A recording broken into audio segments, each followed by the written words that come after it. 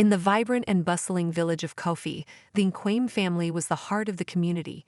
Their modest home, painted in warm earthen tones and surrounded by blooming hibiscus flowers, was a hub of laughter and life. The villagers often spoke of the Nkwames with admiration. Abina, the mother, was known for her warm meals and open heart, always offering food to those in need. Ebo, the father, was a carpenter whose hands had built half the homes in the village. Their children Kwesi and Zina were a reflection of their parents' values: hardworking, kind, and respectful. Zina, the youngest at 15, was a ray of sunshine wherever she went. With her curious brown eyes and an infectious laugh, she had a knack for making others feel seen and valued. She loved school and dreamed of one day becoming a teacher to help other girls in the village pursue education. But it wasn't just her academic aspirations that made her beloved. Zina had an innate kindness that extended to everyone, from her friends to the stray dog that followed her home every evening. Her older brother, Kwesi, was the pride of the family. At 23, he was tall, strong, and charismatic, with a smile that could disarm even the sternest elder. The villagers often turned to him for help, whether it was fixing a broken cart or organizing a community event. To Zina, Kwesi was more than a brother, he was her hero. He had always been her protector, shielding her from harm and guiding her with advice whenever she felt unsure. In her eyes, he could do no wrong. But behind Kwesi's confident exterior lay a growing shadow, one he worked tirelessly to conceal. While the village saw him as a dependable young man with a bright future, Kwesi carried a secret that threatened to unravel the fabric of his family's life. Several years earlier, during a visit to a neighboring town, Kwesi had been introduced to gambling. What started as a harmless game of dice quickly turned into a habit he couldn't control. The thrill of winning had hooked him, and the sting of losing only pushed him to bet more, convinced that the next roll of the dice would turn his luck around. At first, Kwesi managed to keep his gambling under control. He would visit the town occasionally, play a few games, and return home with his earnings or losses carefully hidden. But as time went on, the stakes grew higher, and so did his desperation. He began borrowing money from friends and acquaintances, promising to pay them back as soon as he won big. When his debts became too much to handle, he turned to local loan sharks who were more than willing to lend, at a steep price. Kwesi's nights became restless as the weight of his choices bore down on him. He often lay awake, staring at the ceiling of his small room, imagining what would happen if his family found out. His mind replayed the faces of the men he owed, their threatening words echoing in his ears: "Pay up, or there will be consequences." The fear of shame and the need to protect his family's reputation kept him silent. He told himself he could fix it, that one big win would clear his debts and everything would go back to normal. But the wins never came. The losses piled up, and so did his lies. He started avoiding his parents during the evenings, claiming he was helping a friend or running errands in the next town. Zina, ever curious, would sometimes ask where he was going, but he brushed her off with a laugh and a playful ruffle of her hair. "Just grown-up stuff," he'd say, forcing a grin that didn't reach his eyes. Despite his efforts to hide his struggles, cracks began to show. Kwesi grew irritable and withdrawn, snapping at small things that never used to bother him. Abena noticed his appetite waning and the dark circles under his eyes, but attributed it to the pressures of adulthood. Ebo, though less vocal, began to sense that something was amiss with his son. "You've been quiet lately," Ebo said one evening as they worked together repairing a neighbor's roof. "Is something on your mind?" Kwesi shook his head quickly. "No, Baba. Just tired from all the work." Ebo nodded but didn't press further, though his heart told him there was more to the story. In the Nkwame household, trust had always been implicit. The idea that Kwesi could be hiding something so grave was unimaginable.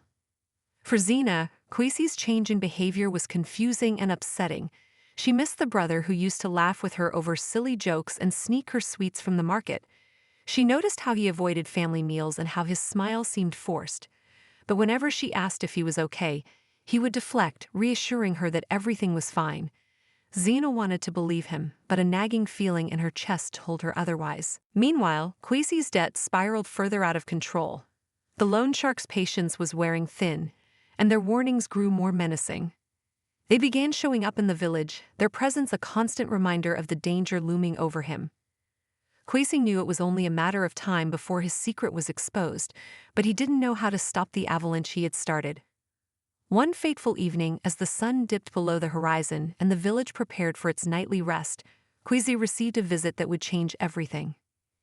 Two men, dressed in dark clothing and reeking of tobacco, cornered him outside the small shed where he stored his tools. Their voices were low but sharp, cutting through the quiet like a blade. "Time's up, Kwesi," one of them said, his eyes cold and unyielding. "You have until the end of the week. If you don't pay, we'll take what's owed another way." Kwesi's stomach churned. He knew what they meant. These men wouldn't just come for him, they'd come for his family.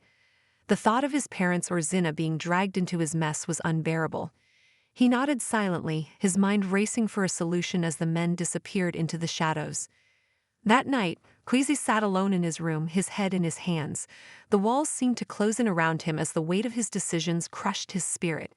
He thought of Zina, of her bright smile and boundless dreams, and the shame of his actions burned in his chest. How had he let it come to this? But even in his darkest moment, Kwesi couldn't bring himself to confess. Instead, he resolved to fix it on his own, no matter the cost. What he didn't realize was that the cost would be far greater than he could ever imagine. As the pale light of dawn crept over the village of Kofi, Kwesi paced back and forth in the small yard behind his family's home. His mind was a storm of fear and desperation, the ultimatum from the loan sharks playing over and over in his head. He had 3 days to repay the money, but there was no miracle on the horizon. His friends had stopped lending him money, and there was nothing of value left to sell.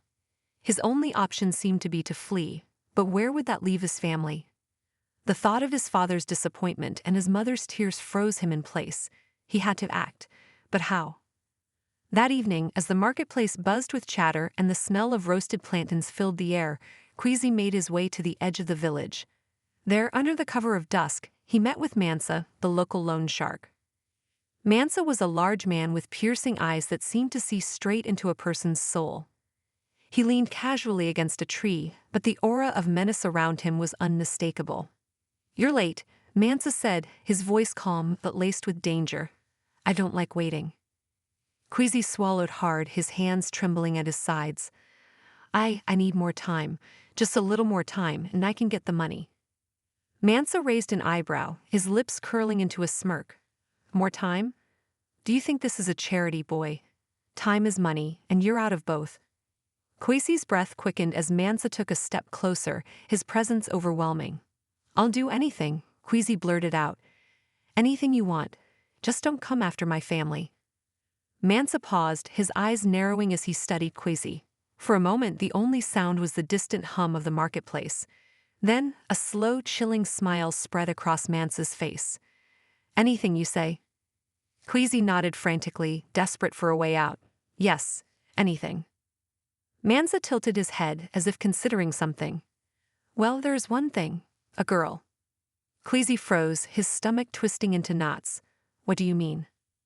"A girl," Mansa repeated, his tone almost casual. "Young, healthy, valuable. I know you have a sister, Kwesi. Zina, isn't it?" Kwesi's heart stopped. "No," he said immediately, his voice shaking. "I can't. She's just a child." Mansa's smile vanished, replaced by a cold, calculating stare. "And yet here you are, begging for my mercy. You say you'll do anything, but when it comes to saving your own skin, you hesitate. Make your choice, boy.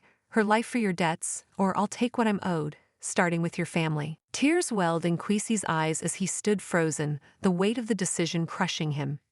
He thought of Zina's bright smile, her endless optimism. She trusted him, looked up to him. The thought of Zina awoke to the sound of heavy chains clinking together, a cold shiver coursing through her body. The darkness around her was stifling, broken only by a faint sliver of light creeping through the cracks of an old wooden door.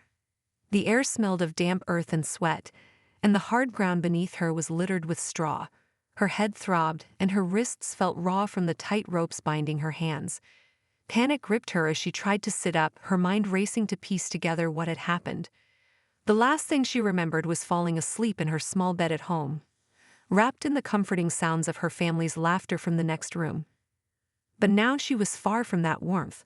A muffled cry escaped her lips as she struggled against the ropes, tears streaming down her face. Her voice trembled as she whispered, "Mama, Baba, Kwesi, where are you?" The sound of footsteps approached, heavy and deliberate. Zina froze, her heart pounding like a drum. The door creaked open and a tall figure loomed in the doorway, backlit by the dim light of a torch. It was a man with a scar running down his cheek, his eyes cold and devoid of compassion. He carried a metal bucket in one hand and a stick in the other. "You're awake," he said, his voice gruff and laced with disdain. "Good. Time to work." Before Zina could respond, the man grabbed her arm and yanked her to her feet. Her legs wobbled beneath her, still weak from whatever they had used to subdue her. She stumbled as he dragged her out of the room and into a larger, dimly lit space. The room was filled with other children and young girls, all toiling away in silence. Some were scrubbing the floors while others were sorting piles of dirty clothes.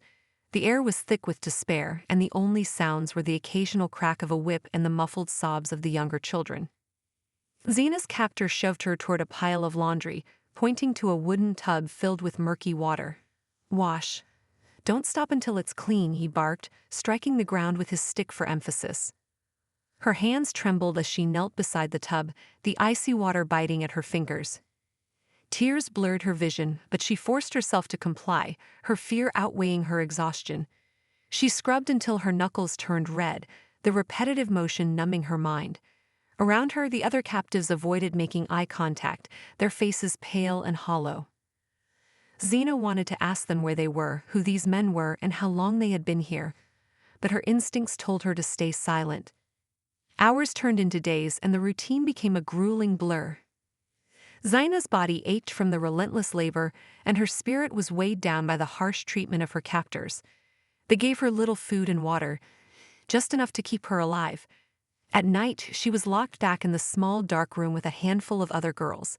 Some cried themselves to sleep, while others stared blankly at the walls, their hope long extinguished. Despite the darkness surrounding her, Zina clung to a fragile thread of hope. She thought of her family, imagining her mother's warm embrace and her father's reassuring voice. Most of all, she thought of Kwesi. "He'll come for me," she whispered to herself in the stillness of the night. "Kwesi won't leave me here. He'll find me." But as the days turned into weeks, doubt began to creep in. Her captor's cruelty only grew, and the faint light of hope flickered with every passing moment. She overheard whispers among the other captives about girls who had been sold off or sent to even harsher places. The thought terrified her, but she refused to let it break her spirit. One evening, as Zina sat huddled in a corner of the room, she noticed a girl about her age sitting nearby. The girl's face was streaked with dirt, but her eyes held a flicker of defiance. Summoning her courage, Zina leaned closer and whispered, "Do you know where we are?" The girl hesitated, glancing at the door to make sure no one was listening. "This is Mansa's camp," she said softly. "He's a traitor. He takes girls like us and sells them." Zina's stomach turned. "Sells us," she repeated, her voice barely audible. The girl nodded grimly. "To the highest bidder. Some end up as servants, others, worse." The weight of the revelation hit Zina like a punch to the chest. Her mind raced with questions. Why was she here? What had she done to deserve this? And most importantly, how would she escape?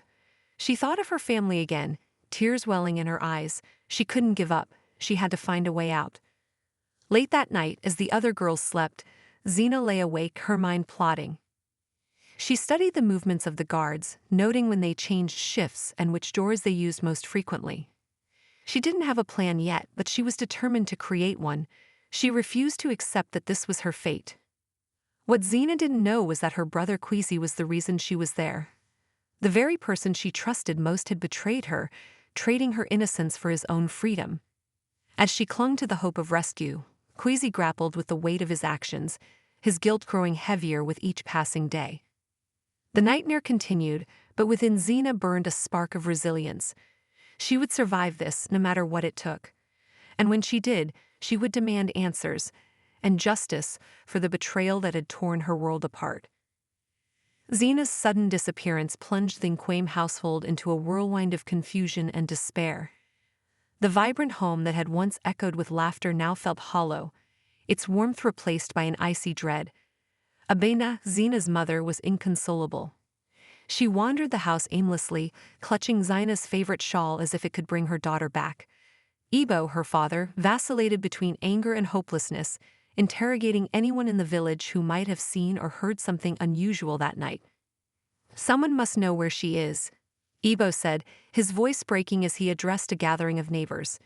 "She would never leave on her own, she's just a child." The villagers shared Ebo's anguish, but whispers of darker possibilities began to circulate. Stories of kidnappings, trafficking, and forced labor crept into conversations, each theory more horrifying than the last. Despite their sympathy, the villagers' unease grew. In a community where trust was paramount, the idea that one of their own could be involved in Zina's disappearance was unthinkable, and yet, suspicion lingered in the air. Kwesi, meanwhile, played the part of a concerned brother with unsettling ease. He joined search parties, called out Zina's name in the surrounding fields, and consoled his grieving parents. But beneath his composed exterior, his guilt festered like an open wound.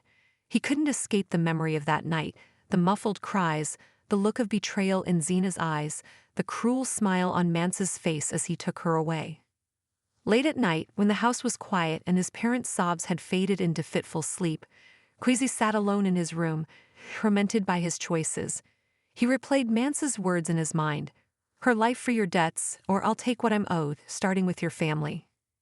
At the time it had felt like the only way to protect his parents, but now the weight of his betrayal was suffocating. He couldn't bring himself to confess, fearing their wrath and the collapse of the family's already fragile stability. Days turned into weeks and the strain began to show. Abena's health deteriorated as she refused to eat, her grief consuming her. Ebo grew more distant, spending hours at the edge of the village, staring into the horizon as if willing Zina to return. The once close-knit family was unraveling, their bond fraying under the weight of their collective sorrow. It was during this tense period that Mansa returned to the village. He arrived with his usual air of authority, flanked by two enforcers who carried themselves with quiet menace. Though he claimed to be in the village on business, his presence sent a ripple of unease through the community. Whispers spread like wildfire, and the villagers watched him warily from their doorways. Mansa made no effort to conceal his satisfaction when he encountered Kwesi in the marketplace. "You've been keeping quiet," he said, his voice low but laced with mockery. "I hope you're enjoying the peace. Shame if someone upset it." Kwesi's stomach churned. "What do you want?" he hissed, glancing around to ensure no one was listening. Mansa chuckled. "Relax, boy. I'm just here to remind you that secrets have a way of coming out. And when they do, you better hope your family's as forgiving as you think." Before Kwesi could respond, Mansa sauntered away, leaving him trembling with fear. The encounter had not gone unnoticed. Several villagers, including Kwesi's childhood friend Kofi, had overheard snippets of the exchange. Kofi, who had grown suspicious of Kwesi's behavior in recent weeks, decided to confront him. That evening, as the sun dipped below the horizon, Kofi cornered Kwesi near the riverbank. "What's going on, Kwesi?" he demanded. "Why was Mansa talking to you like that?" Kwesi's heart raced. "It's nothing," he said quickly. "Just some work I did for him a while back." Kofi wasn't convinced. "Work? Since when do you work for men like Mansa? Something's not right, Kwesi, and if you know anything about Zina, you need to speak up." Kwesi's eyes flashed with panic. "I don't know anything," he said, his voice rising. "Why would you even suggest that?" Kofi studied him for a long moment before stepping back. "I don't know what you're hiding," he said quietly. "But secrets have a way of destroying everything you care about. Remember that." The words struck Kwesi like a blow, but he said nothing as Kofi walked away. The tension in the village only grew in the days that followed. Mansa's cryptic remarks and Kwesi's increasingly erratic behavior did not go unnoticed. Whispers began to spread, fueled by fragments of overheard conversations and lingering suspicions. The breaking point came during a village meeting beneath the baobab tree. Nzi Baraka, the elder, had called the gathering to discuss the ongoing search for Zina. As the villagers shared updates and theories, one woman, known for her sharp tongue, spoke up. "What about Kwesi?" she asked, her voice cutting through the chatter. "He's been acting strange ever since Zina disappeared. And didn't I see him talking to Mansa just the other day?" A hush fell over the crowd as all eyes turned to Kwesi. He stood frozen, his palms slick with sweat. I don't know what you're talking about, he stammered, but the doubt in his voice was palpable. Nzibaraka narrowed his eyes. Kwesi, he said slowly, is there something you need to tell us? Kwesi opened his mouth to respond, but no words came. The silence stretched unbearably until Mansa, who had been observing from the sidelines, stepped forward with a sly grin. Shall I tell them, or will you? He asked, his tone mocking. Kwesi's face drained of color. The truth he had fought so hard to suppress was now teetering on the edge of exposure. His parents watched him with a mixture of confusion and fear, their trust in their son hanging by a thread. Finally, unable to bear the weight of the moment, Kwesi fell to his knees. I'm sorry, he choked out, his voice breaking. I did something terrible. The crowd erupted in gasps and murmurs as Kwesi began to confess, his words tumbling out in a torrent of guilt and shame. He recounted his gambling debts, his desperate deal with Mansa, and the horrifying choice he had made to sacrifice Zina to save himself. Abina let out a wail of anguish, clutching her chest as tears streamed down her face. Abo staggered backward, his fists clenched as if trying to contain the rage boiling within him. The villagers' expressions ranged from shock to disgust, their admiration for Kwesi shattered in an instant. You betrayed your own sister, Nzibaraka said, his voice heavy with disappointment. Do you realize what you've done? Kwesi's sobs were the only response. The truth was out, and there was no undoing the damage. As the villagers dispersed, their whispers carrying the weight of betrayal, the Nkwame family was left to grapple with the devastating reality. Their world had been irreparably fractured, and the path to healing seemed impossibly far away. Guilt was a relentless shadow that clung to Kwesi, haunting him day and night. Every time he closed his eyes, he saw Zina's tearful face, her muffled cries as she was taken away. Her voice echoed in his mind, a constant reminder of the betrayal he had committed. The once proud young man who had been the village's golden boy was now a shell of himself, consumed by the weight of his actions. Kwesi knew he couldn't undo the past, but he could try to salvage what remained. He made a vow. He would find Zina and bring her home, even if it cost him his life. The decision brought a sliver of clarity to his chaotic thoughts, giving him a purpose he desperately needed. He began by gathering information about Mansa's operations. Discreetly, he approached villagers who had encountered the lone shark or his men. It wasn't easy, many were too frightened to speak openly about Mansa, whose reputation for brutality was well known, but persistence paid off. Kwesi learned of a hidden camp several miles from the village where Mansa was rumored to keep his assets. Preparing for the journey was a challenge in itself. Kwesi had no money, no allies, and no idea what he would face. Yet his determination was unshakable. He scavenged supplies, a small knife from his father's workshop, a water pouch, and some dried cassava from the kitchen. Each item felt like a lifeline, though he knew they might not be enough to ensure his survival. The night before his departure, Kwesi sat alone under the baobab tree, the very spot where the village had condemned him weeks earlier. The tree's twisted branches reached skyward like silent witnesses to his turmoil. He stared up at the stars, his heart heavy with regret. Zina, he whispered, his voice breaking. I don't deserve your forgiveness, but I'll do everything I can to make this right. Just hold on. Please hold on. At dawn, Kwesi set out on foot, the village disappearing behind him as he ventured into the unknown. The path to the camp was treacherous, winding through dense forests and rugged terrain. Every rustle of leaves or snap of a twig set his nerves on edge, but he pressed forward, driven by the image of Zina's face. As he walked, his mind replayed the events that had led to this moment. He thought of the first time he'd gambled, the thrill of winning, and the slow descent into addiction. He recalled Mansa's menacing grin and the ultimatum that had sealed Zina's fate. Most of all, he remembered the trust in Zina's eyes, a trust he had shattered. How did I let it come to this? He muttered, his voice laced with self-loathing. How could I betray the one person who believed in me? The journey tested him physically and emotionally. Hunger gnawed at his stomach, and the blistering sun beat down on his back. Nights were equally unforgiving, the chill seeping into his bones as he huddled under makeshift shelters. Yet through it all, Kwesi's resolve remained unbroken. Every step brought him closer to Zina, and that thought was enough to keep him moving. After days of travel, Kwesi reached the outskirts of the camp. Hidden behind a cluster of dense shrubs, he observed the area, The camp was a grim sight, a collection of makeshift huts surrounded by a high wooden fence. Armed guards patrolled the perimeter, their faces cold and unyielding. Inside, Kwesi caught glimpses of young girls and boys carrying out menial tasks under the watchful eyes of their captors. Kwesi's heart sank at the sight, but he steeled himself. This was no time for hesitation. He needed a plan. Over the next several hours, he watched the guards' movements, noting their routines and the layout of the camp. He saw a small gap in the fence near the rear of the compound, partially concealed by overgrown weeds.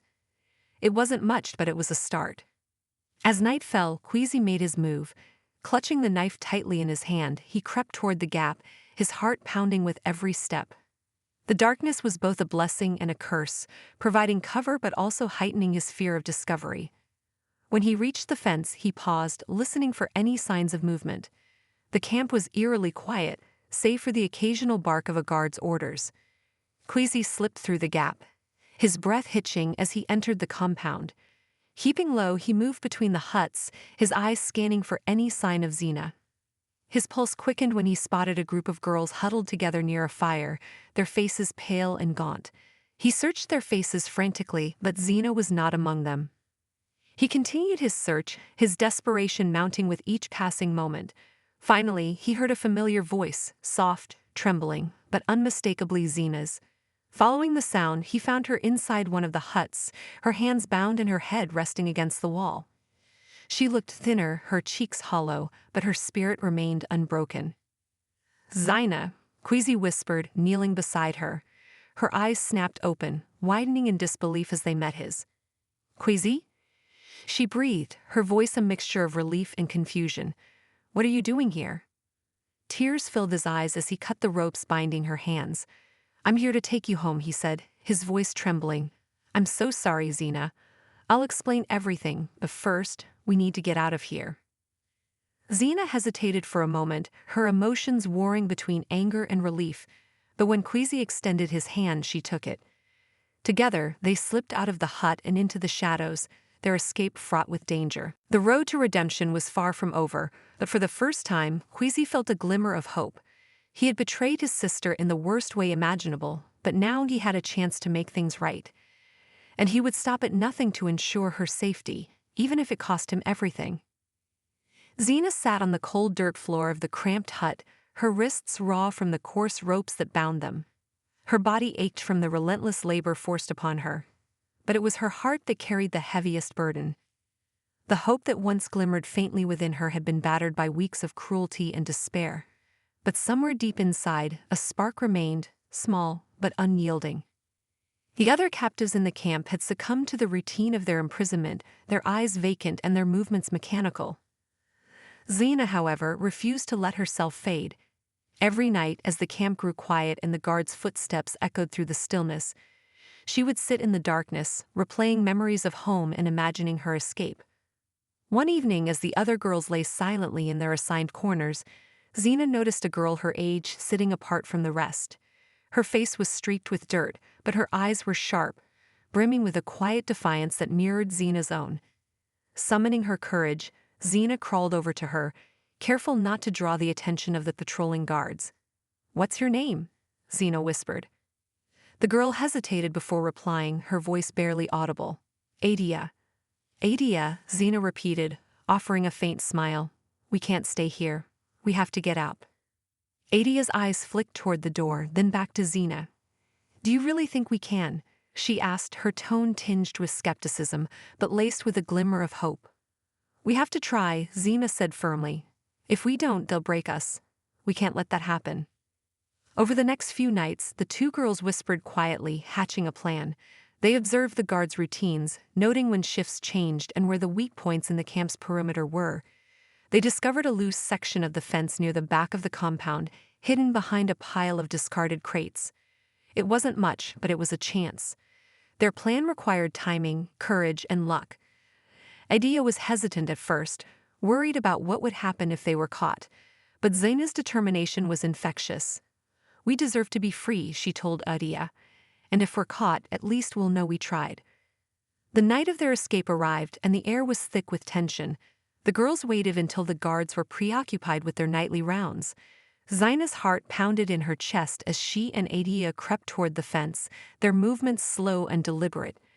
Every rustle of leaves and crack of a twig sent jolts of fear through them, but they pressed on.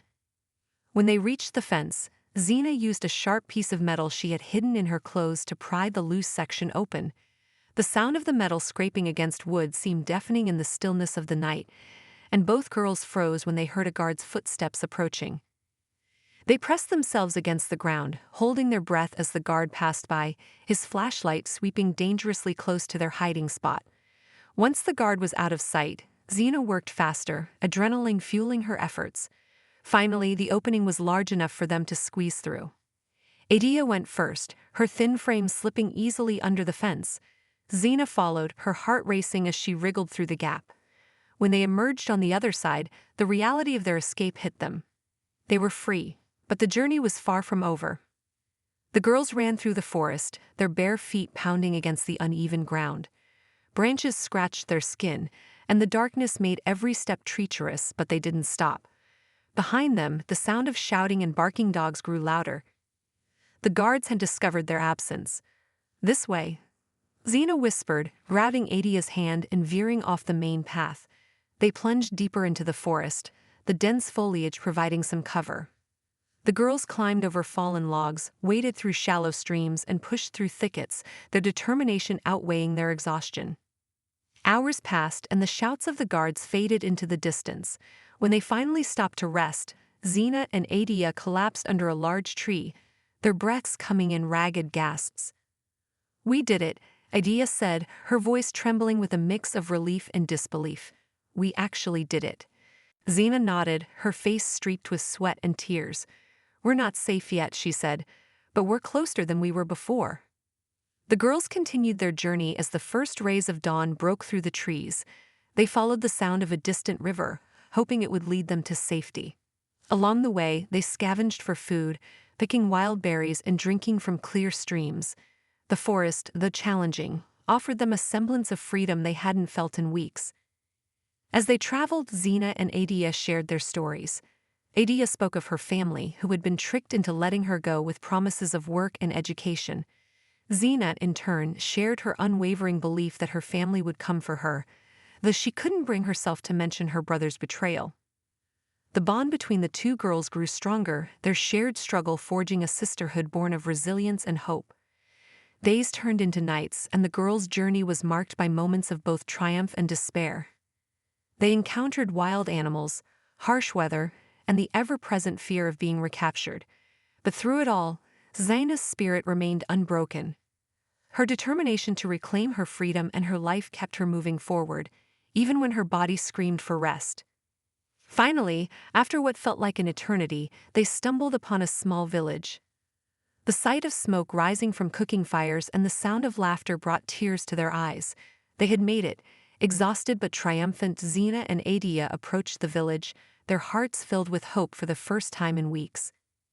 The villagers, moved by their story, offered them food, clothing, and shelter. For the first time since their ordeal began, the girls felt safe. As Zina lay on a soft mat that night, staring up at the starry sky, she allowed herself a moment of peace. She didn't know what lay ahead, but she knew one thing for certain. She would never stop fighting for her freedom, and for the freedom of others who had suffered as she had. The sun was just beginning to set as Kwesi approached the compound, its looming fences casting long shadows across the barren landscape. He had been tracking Mansa's movements for days, piecing together information from frightened whispers and cautious allies. The journey had been grueling, but Kwesi's resolve remained unshaken. He had one goal: to save Zina. The compound was a grim sight. Guard towers stood at each corner, and the air buzzed with tension. Kwesi hid in the underbrush, his eyes scanning the perimeter for any signs of weakness. He clutched the small knife he had carried throughout his journey, its handle worn smooth from his grip. Though fear gnawed at the edges of his resolve, Kwesi pushed it aside. He had already betrayed Zina once, he would not fail her again. Inside the compound, Zina and Adia were preparing for their escape. The girls had spent weeks observing the guards' patterns, waiting for the perfect moment to strike. They knew the risk was immense, but the thought of freedom outweighed their fear. That night, as the guards began their shift change, Zina and Adia made their move. Are you ready? Zina whispered, her voice steady despite the pounding of her heart. Adia nodded, her eyes filled with determination. Let's do this. The girls crept through the shadows, sticking close to the walls to avoid detection. Zina's mind raced with thoughts of home, of her family, and of the life she had been torn away from. She didn't know if they were looking for her, but she clung to the hope that someone somewhere was. Meanwhile, Kwesi had found a gap in the fence near the back of the compound. He waited for the guards to move out of sight before slipping through. The compound was eerily quiet, save for the distant hum of voices and the occasional bark of a dog. Every step felt like a gamble, but Kwesi pressed on, his thoughts focused solely on finding Zina. As he moved between the buildings, he overheard two guards talking near a fire. "The girls are quiet tonight," one of them said, chuckling. "Makes our job easier." Kwesi's blood boiled at their casual cruelty, but he forced himself to stay calm. He couldn't afford to blow his cover. Creeping closer, he spotted a small storage hut where he suspected Zina might be held. Summoning his courage, he approached the door and peered inside. To his dismay, the hut was empty. Frustration threatened to overwhelm him, but a sudden noise caught his attention. It was faint but unmistakable, the sound of hurried footsteps. Kwesi turned just in time to see two figures darting through the shadows.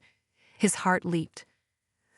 "Zina," he whispered, his voice barely audible. Zina and Adia were making their way toward the fence when they heard the commotion. A guard had spotted them and was shouting orders, his flashlight sweeping across the yard. Panic surged through the girls as they broke into a sprint, their breaths ragged and their legs burning with effort. Zina's mind raced as she tried to think of a way out. They were so close to freedom, but the odds were stacked against them. At that moment, Kwesi stepped out of the shadows, his knife in hand. "Zina," he called, his voice urgent. The sound froze Zina in her tracks. She turned, her eyes wide with disbelief. "Kwesi?" She gasped, her voice a mixture of shock and relief. There was no time for explanations. The guards were closing in, their footsteps thunderous against the hard ground. Kwesi grabbed Zina's arm, pulling her toward the fence. "We have to go now," he said. Adia hesitated for a moment, but Zina's determined nod spurred her into action. The three of them raced toward the gap in the fence, their path illuminated by the flickering beams of flashlights. One guard lunged at Kwesi, but he deflected the attack with his knife, the clash of metal ringing out in the night. Zina and Adia ducked under the fence, their hearts pounding as they reached the other side. Kwesi stayed behind to hold off the guards, his movements fueled by desperation and guilt. He fought with everything he had, his knife flashing in the moonlight as he blocked strikes and disarmed his opponents. Finally, when the guards hesitated, Kwesi saw his chance. He ducked through the gap in the fence, rejoining Zina and Adia on the other side. The trio didn't stop running until the compound was far behind them. They collapsed in a clearing, gasping for air and trembling from the adrenaline coursing through their veins. For a long moment, none of them spoke, the weight of what they had just endured settling over them like a heavy blanket. "Kwesi," Zina finally said, her voice breaking, "you came for me." Kwesi looked at her, his eyes filled with tears. "I'm so sorry, Zina," he said. "I should have protected you. I should have never let this happen." Zina studied her brother's face, her emotions a whirlwind of anger, sadness, and gratitude. She wanted to scream at him, to demand answers, but the sight of his raw remorse softened her resolve. "We can talk later," she said, her tone firm but not unkind. "Right now, we need to keep moving." Kwesi nodded, grateful for her pragmatism. Together, the three of them set off into the night, their path uncertain but their bond stronger than ever. Zina didn't know if she could forgive Kwesi, but for now she was grateful to have him by her side. And for Kwesi, the journey was far from over. He knew he had a long way to go to earn Zina's trust, but he was willing to do whatever it took. The stars above seemed to shine a little brighter as they walked, a quiet reminder that even in the darkest moments, hope could still be found. The return to the village was a quiet one. Zina walked with a measured pace, her eyes fixed ahead, while Kwesi trailed a few steps behind, burdened by the weight of his guilt. The once vibrant streets of Kofi, filled with the laughter of children and the chatter of neighbors, seemed muted. Villagers peeped from their doorways, their faces etched with curiosity and unease. Whispers filled the air, but no one dared approach the siblings as they made their way to the Nkwame household. Abena was the first to see them. She dropped the basket of yams she had been carrying and ran toward Zina, her arms outstretched. "Zina, my baby, you're home," she cried, pulling her daughter into a tight embrace. Tears streamed down her face as she held Zina close, murmuring prayers of gratitude. Ivo emerged from the workshop, his hammer falling from his hand as his gaze landed on his children. His usually stoic face crumpled, and he joined the embrace, his strong arms enveloping both Zina and Abena. For a moment the family was whole again, bound together by relief and love. Then Ivo's eyes shifted to Kwesi, who stood at a distance, his head bowed. "Kwesi," Ivo said, his voice heavy with emotion, "you brought her back." Kwesi looked up, his eyes red-rimmed and filled with tears. "I did," he said, his voice trembling. "But I was the reason she was taken." The confession hung in the air like a thundercloud, electrifying the silence. Abena's grip on Zina tightened as she turned to face her son. "What are you saying?" she asked, her voice barely above a whisper. Kwesi fell to his knees, his hands clasped in front of him. "I betrayed her," he admitted, his words tumbling out in a rush. "I was desperate. The debts, the gambling, I thought I could fix it. But I was wrong. I let greed blind me, and I'll never forgive myself for what I did." Abena staggered backward, her face pale. Ivo's hands clenched into fists, his jaw tight with suppressed anger. But it was Zina who stepped forward, her expression unreadable. She looked down at Kwesi, her brother who had once been her protector, now reduced to a broken man. "You hurt me, Kwesi," she said, her voice steady but laced with pain. "You broke my trust and put me through hell. Do you have any idea what it was like? To think that no one was coming for me. To wonder if I would ever see home again." Kwesi's tears fell freely as he nodded. "I can't take back what I did," he said, "but I'll spend the rest of my life trying to make it right. I'll do anything, Zina. Just tell me how." For a long moment, Zina said nothing. Her heart was a storm of conflicting emotions: anger, sadness, love, and the faintest flicker of hope. Finally, she knelt in front of Kwesi, placing a hand on his shoulder. "I don't know if I can forgive you yet," she said, "but I want to try, for Mama and Baba and for us." Kwesi looked up at her, his eyes wide with gratitude. "Thank you, Zina. I promise I won't let you down again." The days that followed were a time of reckoning for the Nkwame family. Abena and Ivo struggled to process Kwesi's betrayal, their grief tempered by relief that Zina was home. The village, too, grappled with the revelation. The story of Zina's ordeal spread quickly, and the once-admired Kwesi became a symbol of the dangers of unchecked greed. Yet, Zina's return also brought a sense of hope, her resilience inspiring others to reflect on their own lives. Nzi Baraka, the village elder, called a meeting beneath the baobab tree. Villagers gathered in a somber circle, their faces a mix of guilt and curiosity. Zina stood at the center, her presence commanding despite her small frame. "What happened to me should never happen to anyone else," she began, her voice clear and unwavering. "We cannot let greed and fear dictate our actions. We must look out for each other and hold ourselves accountable." The villagers murmured in agreement, their heads nodding. One by one, they stood to speak, sharing their own stories of struggle and redemption. The meeting marked the beginning of a cultural shift, a collective decision to prioritize compassion and community over self-interest. Back at home, Kwesi threw himself into rebuilding the family's trust. He worked tirelessly alongside Ibo in the workshop, mending tools and crafting furniture for the village. He spent hours in the fields, harvesting crops and repairing fences. Though his body ached from the labor, he welcomed the pain as a small penance for his actions. Zina, too, found solace in her own way. She resumed her studies, determined to use her education to help others. She often visited the children of the village, sharing stories of resilience and hope. Her laughter began to return, a sound that brought tears to Abena's eyes each time she heard it. One evening, as the sun dipped below the horizon, Zina and Kwesi sat together on the porch. The air was warm, filled with the hum of cicadas and the distant chatter of villagers. For a while they said nothing, the silence between them comfortable. Finally, Zina spoke. "Do you remember when we used to climb the baobab tree?" Kwesi smiled faintly. "You always got higher than me." "That's because you were scared of falling," Zina teased, a hint of mischief in her voice. Kwesi chuckled, the sound lightening the weight in his chest. maybe, but you were fearless. Zina's smile softened. I'm not fearless, Kwesi, but I'm learning to be strong, and so are you. As the stars emerged one by one, the siblings sat together, their bonds slowly mending. The road to forgiveness was long, but with each step, they found healing, not just for themselves, but for their family and their community. Together, they were building a future where trust and love could flourish once more. The first light of dawn spilled across the village of Kofi, casting a golden hue over the thatched roofs and the towering baobab tree at its center.